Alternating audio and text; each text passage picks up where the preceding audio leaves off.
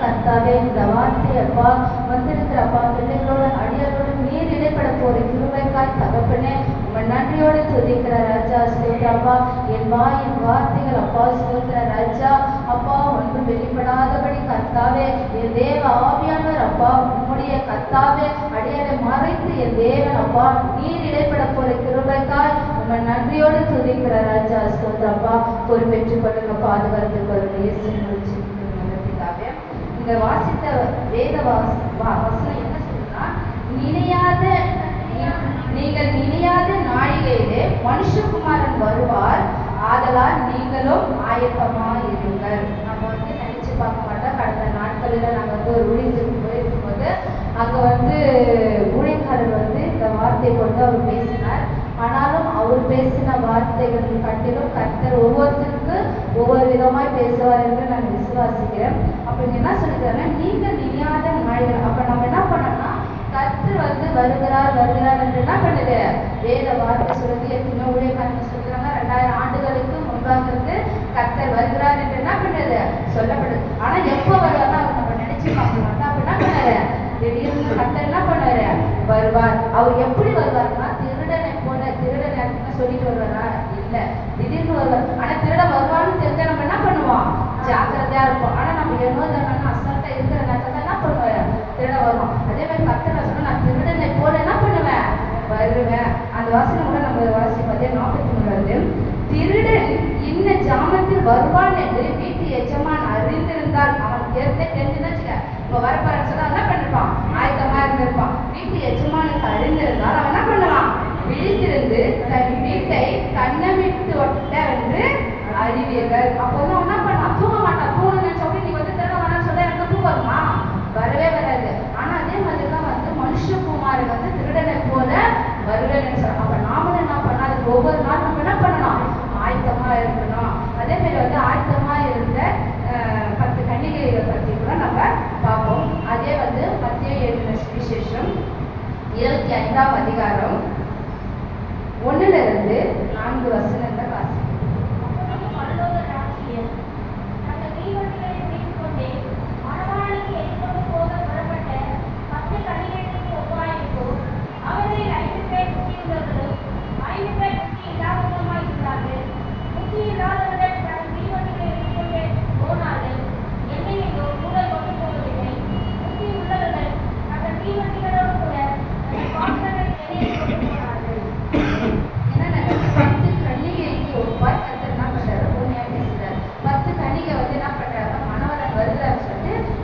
எடுத்துட்டு போனாங்க. ஆனால் 5 பேர் என்ன பண்ணாங்க, புத்தி உள்ள ஸ்திரீகள், 5 பேர் புத்தி இல்லாத ஸ்திரீகள்.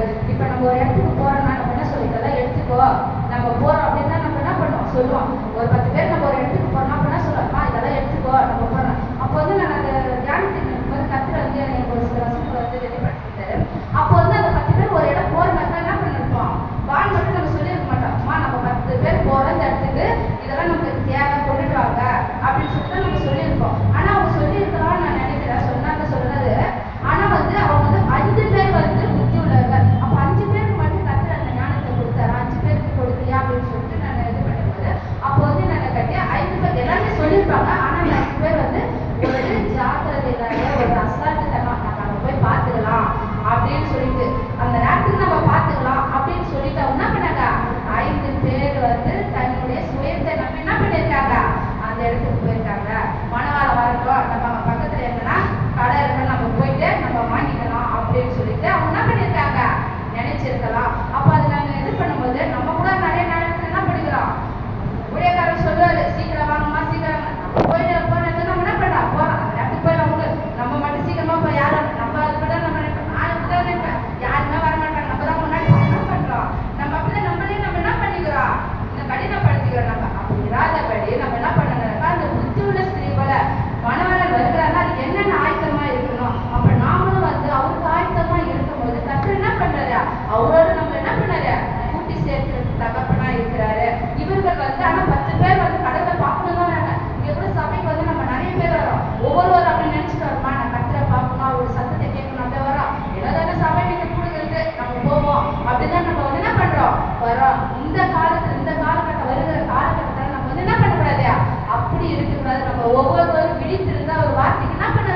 செவி கொடுக்கிறவர்களா கேட்கிறவர்களா நம்ம என்ன பண்ணணும் இருக்கணும். நம்மளே நம்ம என்ன பண்ணக்கூடாது, கடினப்படுத்தக்கூடாது. ஆனா அதே மாதிரி வந்து நம்ம ஊழியக்காரர் கூட நான் வந்து நினைக்கிறேன், என்னென்ன கேட்டு அவர் என்ன பண்ணாருன்னா, ஒரு காரியம் வருதுன்னா என்ன பண்ணாரு, முன்னமே என்ன பண்ணாரு, 2 வாரத்துக்கு 1 வாரத்துக்கு முன்னாடி என்ன பண்ணாரு, அதுக்கு ஆயத்தமாகுவார்.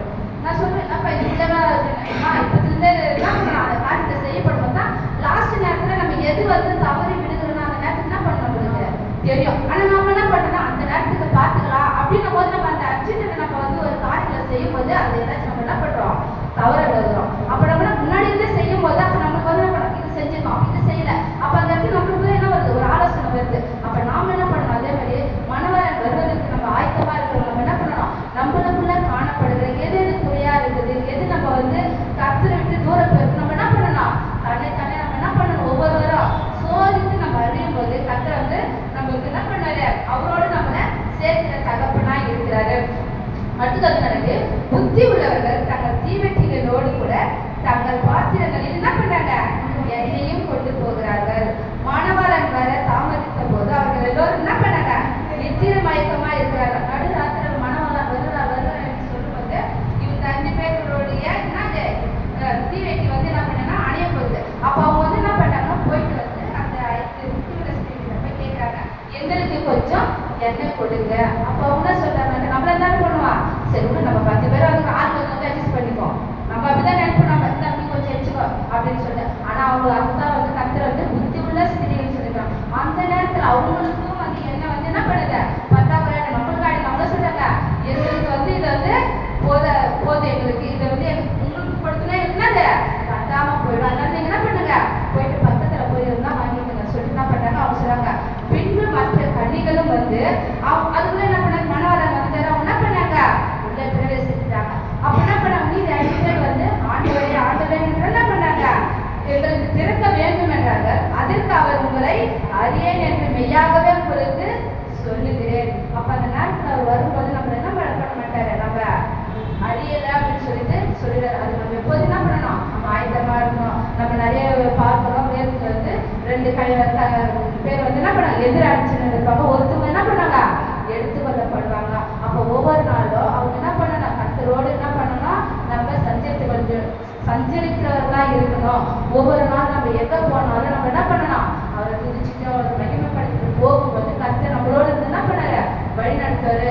ஏனுக்கு வந்து தேவனோடு ஒவ்வொரு நாளும் என்ன பண்ணாரு, சஞ்சரித்து கொண்டிருந்தார். அதனாலதான் அவர் என்ன பண்ணாருன்னா ஏனுக்கு உயிரோடு எடுத்துக்கொள்ளப்பட்டாருன்னு நம்ம வேதத்துல பார்க்கிறோம். அதே மாதிரி வந்து மகதலேனா மரியாதை நம்ம பார்க்கும்போது அவங்க வந்து என்ன பண்ணாங்கன்னா, ஏசப்பா வந்து கல்லறையில வைத்த இடத்துல என்ன பண்ணணும், போய் பார்க்கணும் அப்படின்னு சொல்லிட்டு அவங்க என்ன பண்ணாங்க, போய் பார்க்கணும்னா தூங்கிட்டு காலையில 3 மணி வாங்க சொன்னாங்க.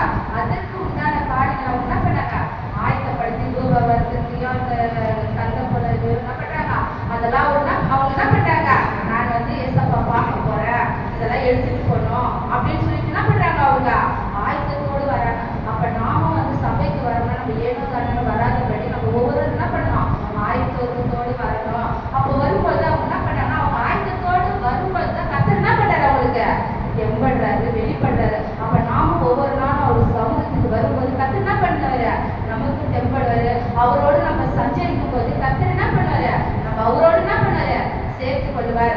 அடுத்தது வந்து இந்த 5 கனிகள் வந்து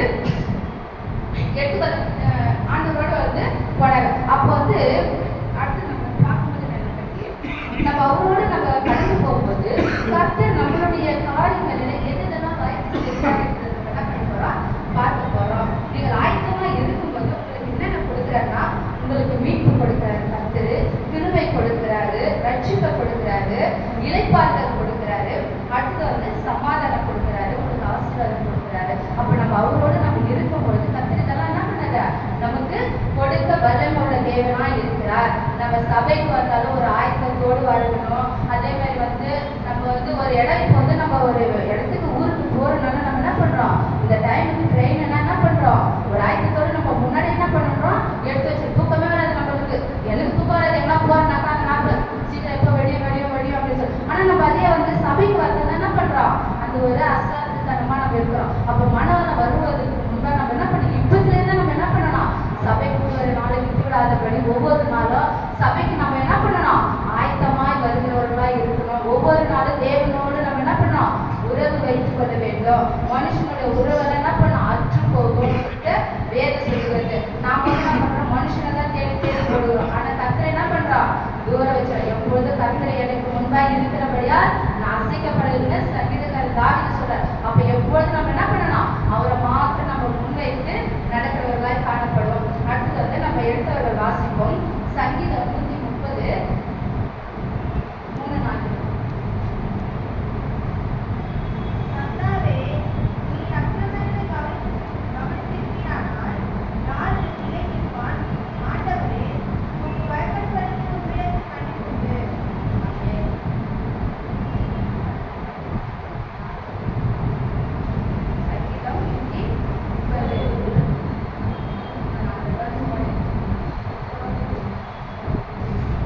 கர்த்தாவே நீ அக்கிரமங்களை கவனித்திருக்கிறானால் யார் நிலை நிற்பான் ஆண்டவரே.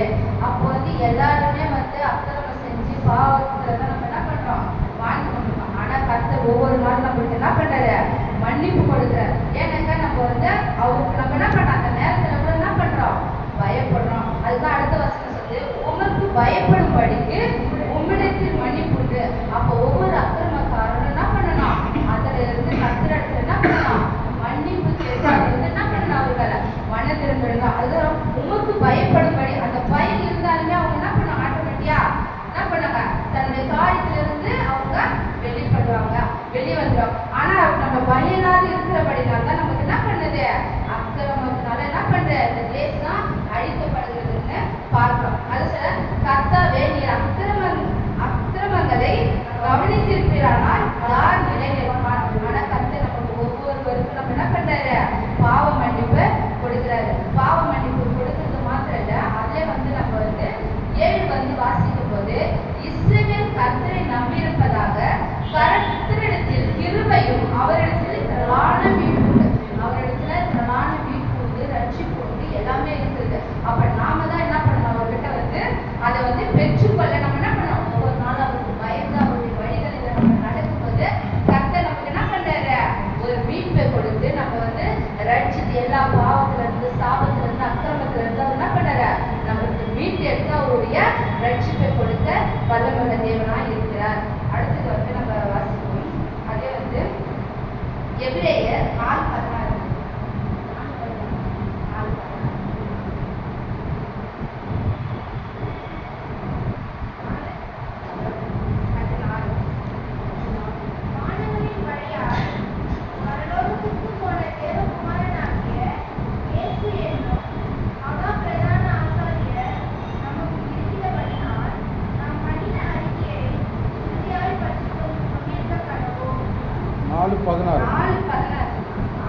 ஆதலால்